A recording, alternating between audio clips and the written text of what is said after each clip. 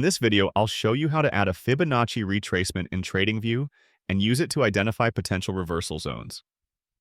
First, open a chart in TradingView. Go to the top menu, click on Products, and select Supercharts. Once the chart opens, move to the upper left corner and click on the Gann and Fibonacci tools icon. From the drop-down, select Fib Retracement. To draw it correctly, find a swing and a retracement. A swing is a strong move in one direction, and a retracement is the smaller move going the opposite way. Start your Fibonacci at the lowest point of the swing and drag it up to the highest point. You'll now see several levels appear on your chart. The most important zone is between 0.382 and 0.618, also known as the golden zone, where price often pulls back before continuing the trend.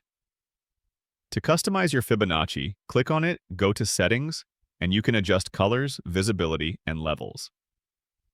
Many traders highlight the golden zone by changing 0.382 to gray and 0.618 to gold. That's how you draw and use the Fibonacci retracement in TradingView to find key support and resistance areas. If you found this helpful, hit like, subscribe, and turn on notifications for more TradingView tutorials.